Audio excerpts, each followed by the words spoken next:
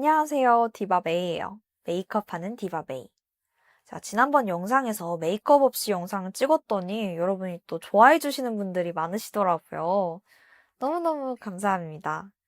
또 간혹 제가 사건을 좀 가볍게 여기는 거 아니냐라는 우려가 있으신데 전혀 그렇지 않고요. 제가 아무래도 시카님이나 달리아 언니처럼 좀 자연스러운 진행이 아직 좀 부족해요.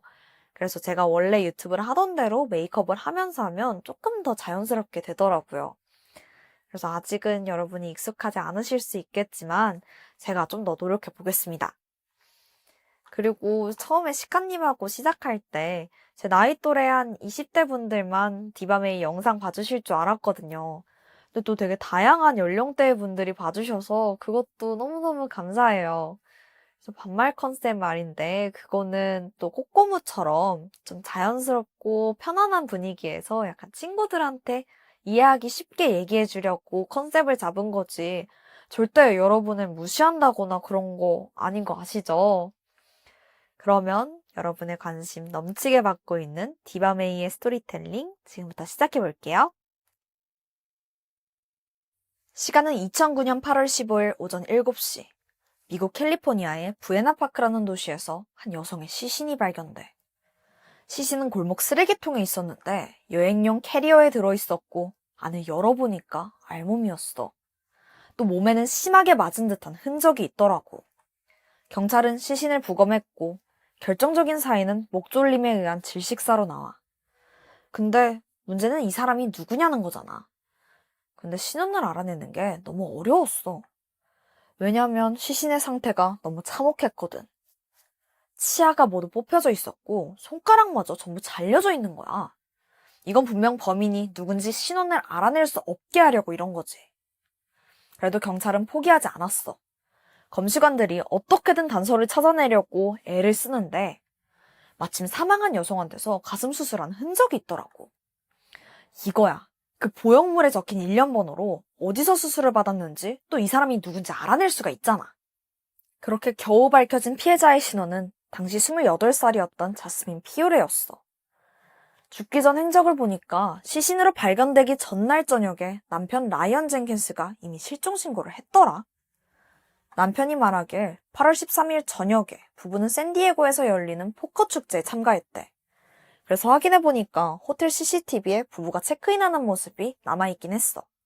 또 다음 날인 8월 14일 부부가 함께 샌디에고 시내의 한 클럽에서 함께 있는 모습이 또 목격되기도 했었고 남편은 그날 저녁 아내랑 축제를 즐기고 다시 LA에 있는 집으로 돌아갔다고 진술했지. 이후에 남편이 혼자 외출을 하고 돌아왔는데 아내가 보이질 않는 거야. 연락도 안 되고. 근데 알지. 살인사건 나면 원래 제일 가까운 사람이 가장 먼저 의심받는 거.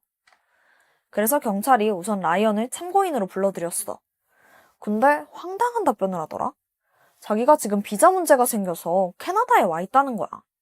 그러니까 지금 당장은 미국으로 올 수 없다는 거지. 이때가 언제였냐면 시신 신원이 파악되고 딱 하루가 지난 때니까 아내가 사망했다는 소식을 들은 바로 다음 날이야. 아니 근데 와이프가 죽었다는데 어떤 남편이 바로 외국에 가냐? 경찰은 당연히 그를 의심할 수밖에 없었지. 경찰은 즉각 라이언의 집을 압수수색해. 그러다 집 근처에 버려져 있는 자스민의 차가 발견되는데 안에 뭐가 있었는지 알아? 엄청난 양의 피랑 머리카락이었어. 검사해보니까 그건 자스민의 거였지. 시신 발견 5일 만인 8월 20일. 경찰은 모든 정황을 토대로 남편 라이언을 유력 용의자로 수배했지. 그런데 같은 날 오후 6시, 캐나다의 한 모텔에서 한 남성이 목을 메고 숨진 채 발견돼. 그게 바로 라이언 젠킨스였지. 옆에는 유서가 남겨져 있었는데 가족과 지인한테 미안하다고 써있더라. 아내 자스민에 대한 언급은 전혀 없었어. 라이언과 자스민 부부는 1년 전인 2008년 라스베가스에서 열린 카지노 파티에서 만났어. 둘의 불꽃이 얼마나 뜨거웠는지 둘은 만난 지 이틀 만에 혼인신고를 했더라고. 근데 그 와중에 자스민이 전 남자친구랑 계속해서 연락을 했나 봐. 그걸로 둘은 다툼이 잦았었고 결국 결혼 5개월 만에 자스민이 이혼하자고 했지만 라이언은 받아들이지 않았다고 해. 경찰은 그게 원인이 돼서 살해의 동기가 된 게 아닐까 추정했어. 범인이 자살을 해버려서 결국에 그 동기에 대해서는 들을 수가 없게 됐지. 근데 생각해보니까 남편이 아내를 죽이고 손가락도 자르고 치아까지 다 뽑아버린 거잖아. 너무나 잔인한 사건이었어. 근데 사건이 알려지고 나서 인터넷상에서 아이러니한 현상이 나타나더라고. 피해자 자스민에 대한 검색량이 급증한 거야. 그게 왜 그랬냐 하면 자스민이 성인 잡지 플레이보이의 모델이었다는 소문이 퍼졌었거든. 실제로 꽤 오랫동안 수영복 모델을 하기도 했었었고 또 바디페인팅 모델도 했었었고 또 라스베가스 카지노 쇼에 서기도 했었대. 근데 이게 보니까 사람들이 자스민 누드 사진을 보려고 이름을 검색한 거야. 근데 어쨌든 자스민이 플레이보이 모델이었다는 게 확인되니까 또 다른 소문이 돌기 시작해. 일명 플레이메이트의 저주가 다시 시작된 게 아니냐고 수군거리기 시작했지. 일단 성인 잡지 플레이보이는 1953년 미국 남성 잡지 에스콰이어에서 카피라이터로 일하던 휴 해프너가 만들었어. 당시에 여자 누드 사진을 표지에 넣으면서 화제를 불러일으켰지. 외설적인 건 돈이 되잖아. 이후에 매달 잡지가 500만 부까지 판매될 정도로 엄청나게 인기를 끌어. 한때는 미국에서 남자 대학생 4분의 1이 그걸 정기 구독하거나 또 사서 볼 정도였으니까 그 인기는 대단했지. 사실 20대인 나도 남성 잡지 하면 그 플레이보이가 딱 생각날 정도거든. 근데 플레이보이 대표 캐릭터가 바로 이 토끼야. 거기서 나온 바니걸이라는 이미지도 세계적으로 인기를 끌었지. 그래서 플레이보이는 매 호마다 모델을 선정했고 또 플레이메이트라는 이름을 붙였어. 잡지가 잘 나가니까 당연히 플레이메이트들의 인기도 장난이 아니었어.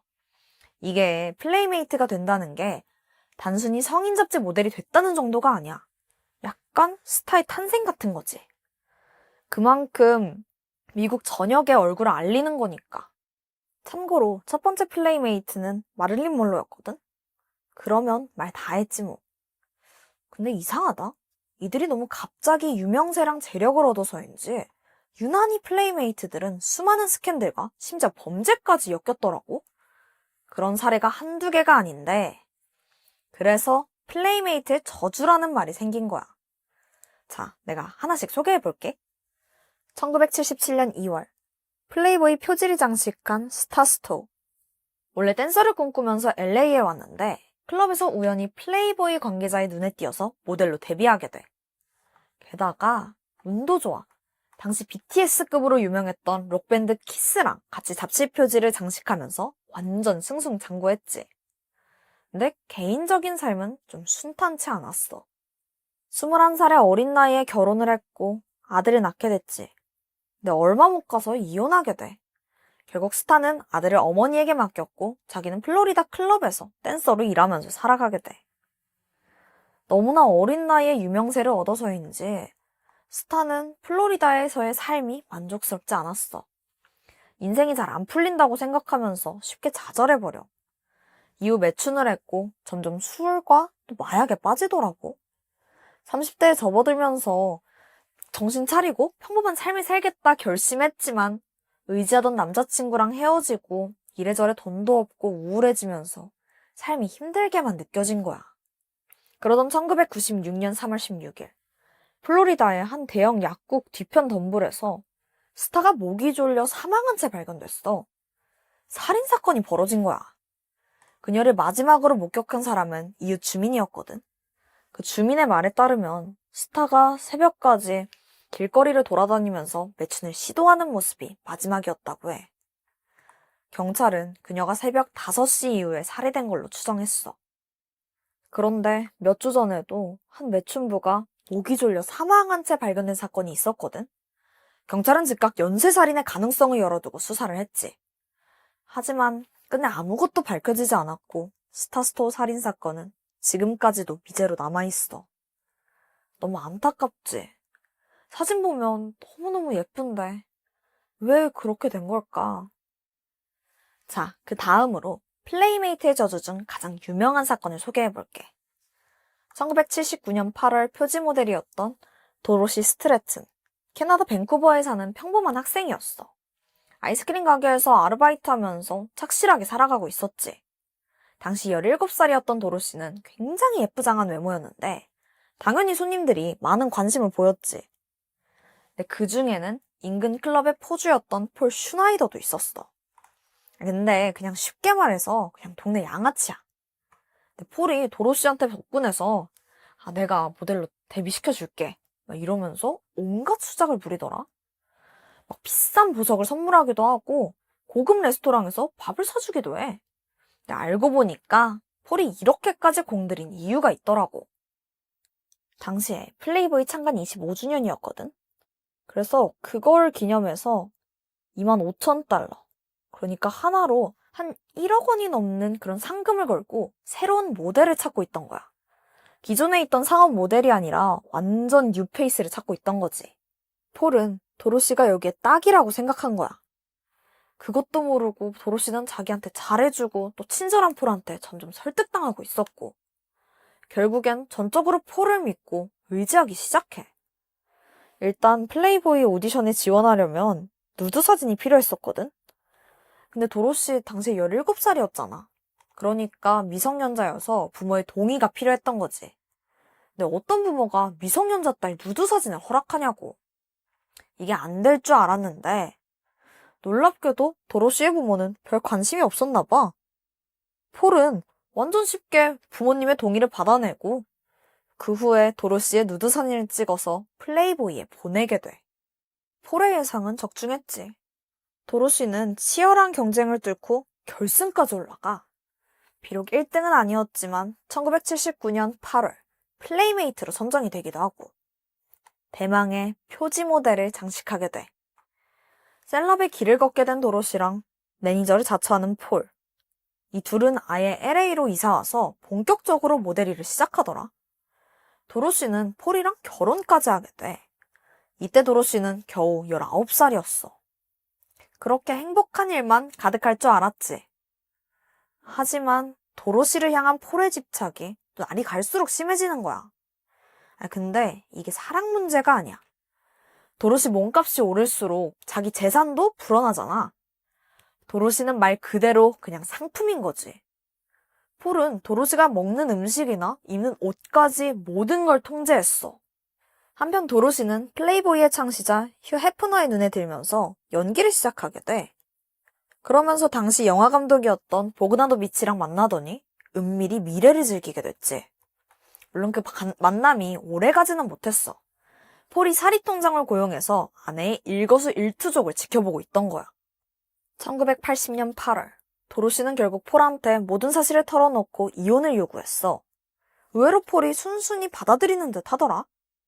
그리고 일주일 후인 8월 14일 이혼 합의서를 받기 위해 도로시가 별거 중이던 폴의 집에 방문을 해. 그때 사건이 벌어진 거지. 몇 시간 뒤에 폴의 룸메이트 2명이 밖에 세워진 차를 보고 도로시가 집에 왔나 보다 하고 생각했어. 근데 폴의 방문이 굳게 닫혀 있더라고. 그래서 그 룸메이트들은 그냥 부부끼리 둘만의 시간 가지나 보다 하고 또 별 신경 쓰지 않았지. 근데 몇 시간 후인 밤 11시. 방 안이 너무 고요한 거야. 이쯤 되니까 룸메이트들도 이상한 기운을 느꼈어. 그래서 조심스럽게 폴의 방문을 열어보는데 침대에는 도로시랑 폴이 피투성이가 된 채 쓰러져 있었어. 나중에 조사해보니까 폴이 샷건으로 도로시를 살해한 후에 자살한 걸로 밝혀져. 그때 도로시의 나이가 겨우 20살이었어. 모델로 데뷔하고 불과 2년 만의 일이었지. 이제 막 기회를 얻은 앞길 창창한 모델이고 배우였는데 도로시는 그냥 그렇게 허망하게 세상을 떠나게 된 거야. 근데 이 와중에 돈이 참 무섭다? 도로시 살인사건이 막 언론에서 시끄럽게 떠들어댔잖아. 그러니까 플레이보이 잡지사는 이걸 기회라고 여겼는지 도로시의 생전 사진을 유작이다 이러면서 잡지에 싣고 또 판매하더라고. 또 다른 사건 하나 말해볼게. 이번에는 오히려 범죄를 저지른 플레이메이트 모델들도 있었어. 1992년 11월 표지를 장식한 스테파니 애담스는 16살이라는 어린 나이에 모델로 데뷔했거든. 자기가 레즈비언이라는 성 정체성을 용기 있게 밝히면서 큰 관심을 받았지. 그러다 2009년 돌연 자기가 사실 레즈비언이 아니라고 하면서 남자랑 결혼을 선언하는 거야. 그 후 스테파니는 아들을 낳고 남편과 조용히 살아가는 듯 하더라고. 그러던 2018년 5월 17일이야. 스테파니는 아들과 함께 뉴욕 맨하튼에 위치한 고급 호텔 펜트하우스에 체크인을 했어. 그리고 다음 날인 18일, 이 호텔 20층 펜트하우스에서 남자아이와 성인 여성이 차례로 투신해서 사망했는데 그게 바로 스테파니랑 아들이었어. 조사를 해보니까 스테파니가 남편이랑 이혼소송 중이었더라고. 그것 때문에 양육권 문제로 또 심하게 갈등을 하고 있기도 했고. 근데 극도의 스트레스를 이기지 못하고 결국 아들을 먼저 밀어서 살해하고 자기도 자살한 걸로 추정돼. 이게 뭐니? 아들은 겨우 7살이었어. 한때 당당한 아름다움을 뽐내던 여성이 이렇게 처참한 최후를 맞이한 게 너무 안타깝다 정말. 근데 한 가지 이야기가 더 있어. 플레이메이트의 저주인데 이 정도가 끝이 아니지. 일단 플레이메이트 잡지는 1년에 한 번씩 올해의 플레이메이트를 선정하거든. 인기투표 같은 거지. 과거 1968년 그때 선정된 사람은 모델 빅토리아 버틀이었어. 빅토리아의 인기가 어느 정도였냐면 그녀의 사진이 아폴로 12호 우주선에 실려서 무려 달까지 날아가기도 했대. 그만큼 대중적이었던 거지. 또 올해의 플레이메이트 상금으로 현재 가치 1억 5천만 원 정도 되는 상금이랑 최고급 자동차를 선물 받았고 진짜 대단했던 사람이야. 진짜 너무 예쁘지 않아? 그리고 이 사람은 젊은 나이로 그냥 인기를 누리면서 잘 살아갔어. 그렇게 저주를 피해가나 싶었지. 그런데 시간이 흘러서 2011년 67세 노인이 된 빅토리아는 남편과 말다툼을 하던 중 총으로 남편을 쏴 죽이는 끔찍한 범행을 저지르게 돼. 모든 명성이 무너지고 하루아침에 유명인에서 그냥 살인마가 되어버린 거야. 대체 왜 그러는 걸까? 사실 이거 외에도 플레이메이트들 중에서 마약, 알코올 중독, 폭력, 탈세 같은 범죄를 저지르고 구설수에 오르내리는 사람들이 많았거든. 이게 혹시 다들 어린 나이에 데뷔하고 노력보다는 외모랑 성적인 걸로 명성을 얻으니까 좀 더 쉽게 유혹과 꼬임에 빠지는 건 아니었을까? 설사 나쁜 길에 빠지지 않았다고 해도 뜻하지 않은 허망한 죽음을 맞이한 사람도 있었어. 1959년 7월 표지 모델을 장식한 이벳 버커스인데 시간이 지나 2011년 4월 집에서 고독사를 한 채 발견되었더라고. 당시 집안 상태는 거의 쓰레기장이었다고 해. 사망 원인은 갑작스러운 심장마비였는데 너무 안타까운 게 죽고 나서 바로 발견된 게 아니야. 이미 수개월이 지난 후에야 사망 사실을 알게 된 거지. 그 밖에도 자동차나 비행기 사고로 목숨을 잃은 사람들도 많은데 이렇다 보니 사람들은 유독 플레이보이 모델에게만 어떤 저주가 있는 거 아니냐는 음모론을 제기하기도 했지. 생각해보면 가장 처음 창간호 모델이었던 마릴린 먼로도 약물 과다로 36살의 나이에 죽음을 맞이했잖아. 뭔가 첫 단추부터 불길했던 걸지도 몰라. 물론 일각에서는 수많은 플레이보이 모델 중 일부가 부각되는 것뿐이라고 반박하기도 해. 이처럼 말도 많고 탈도 많았던 플레이보이는 지난 2020년 3월호를 마지막으로 폐간되었어. 그에 앞서 잡지를 창간한 휴 해프너가 91살의 나이로 세상을 떠나면서 이게 폐간에 영향을 준 것 같아. 근데 종이판만 발행을 중단한 거고 공식적인 폐간은 아니라고 해. 언제든지 인터넷용 잡지는 부활할 수 있다는 거지. 적어도 한동안 새로운 플레이메이트의 등장은 없을 것 같아. 세어보니까 무려 60년 동안 화려한 스포트라이트를 받으며 행복했던 플레이메이트들이 참 여러 가지 불행한 사건과 사고를 겪었어. 옛말에 미인방명이라는 말이 있잖아. 미모가 뛰어난 여자는 인생이 기구하거나 길지 못한다는 그런 말. 난 그 말을 사실 믿진 않는 편이야. 요즘에 예쁘고 잘 나가는 사람들이 얼마나 많은데.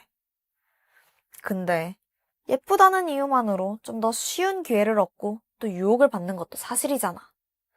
그렇다 보니까 위험에 빠질 확률도 높아진 거고.